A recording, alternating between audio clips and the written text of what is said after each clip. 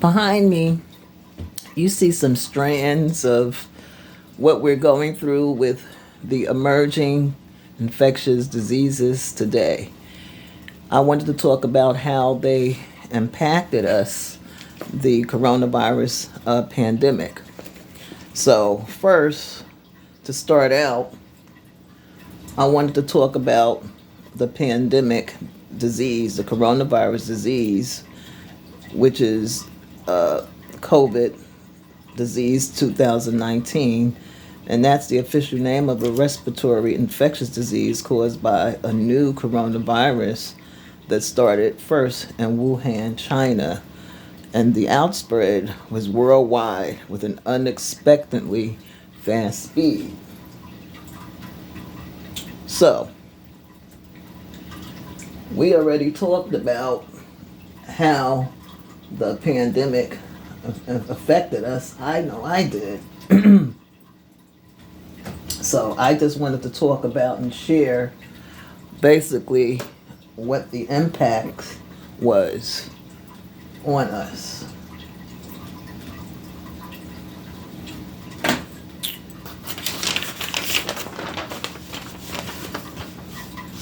The COVID-19 pandemic has created severe financial and health burdens across the U.S. and it affected various U.S. households. 1 out of 5 families, 20%, report household members could not get medical care for serious problems during the coronavirus outbreak.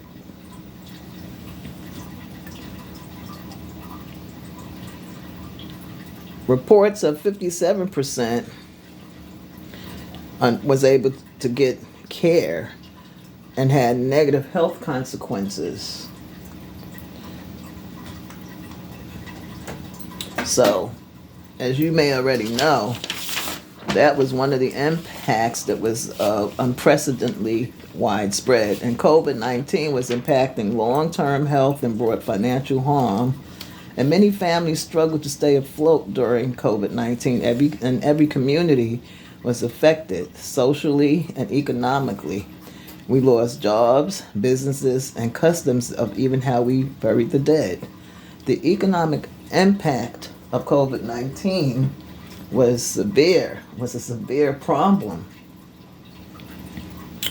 Okay, and that included households depleting savings,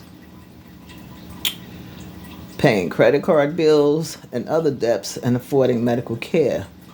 There were several economic impacts of the coronavirus pandemic that created a public health crisis and financial crisis.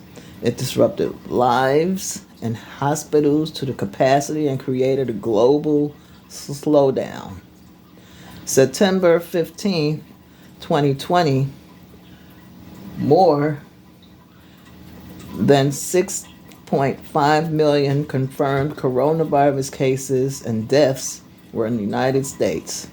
According to Johns Hopkins University, numbers to date are 6,017,419 million, and the pandemic had claimed 3 times more lives lost than in the Vietnam War, according to Darcham in 2020 and the authors of calculations. A demand for shock and supply shocked simultaneously by Triggs and Carras in 2020. Stores and businesses across the board fell short of supplying items needed during the pandemic. The only way to help stop the spread of the coronavirus and protect families was to get a vaccine. So that's where Dr. Fauci, the chief medical advisor, explained how socialization structures and practices affected the U.S., and he spoke of the seriousness of the virus, the masks, social distancing, and symptoms, exposures, and more. Wow. So he persuaded America, I guess, to get vaccines. So COVID-19 is a biological problem because it's contagious and it caused a global epidemic in communities that and the stock markets plummeted and federal shutdowns and price gouging was everywhere.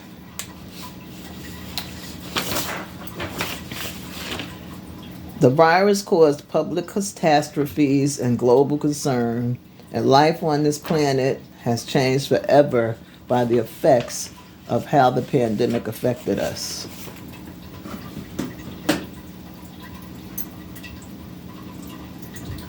So, having healthy cells hijacked by COVID, taking command kills healthy cells, bursting protein cells through ACE2 receptors, angiotensins converting enzymes 2. That's what ACE2 means. ACE2 is the acronym for angiotensin converting enzyme 2. So, the coronavirus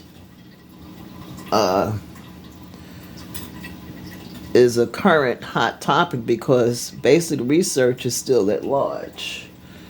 Many people wonder, including myself, how and if the vaccine work.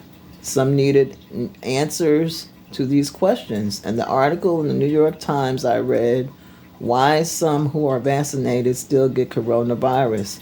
And the author, her name is Lucy Tompkins, explained in her vaccine speech, the vaccines are designed to prevent the disease, but not necessarily the infection.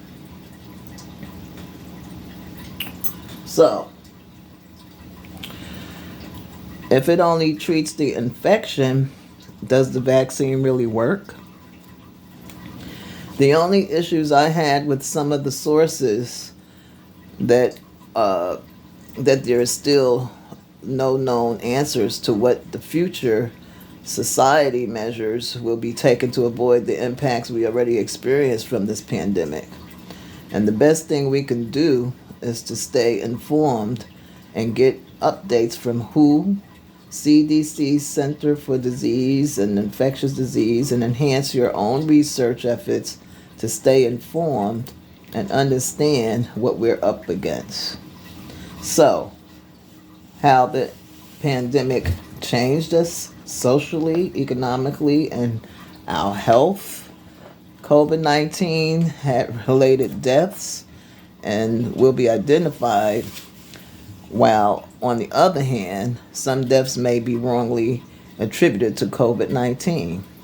So there's a lot of statistics that have actual numbers of the infections and the deaths. So there's a whole lot of them. And I just wanted to kind of talk about that and touch on it. And that's why in my last paragraph in conclusion, I was saying that maybe it's best that we stay up to date with what's going on and how the pandemic affected us and how it changed us. So there you have it. And that is my conclusion of my presentation.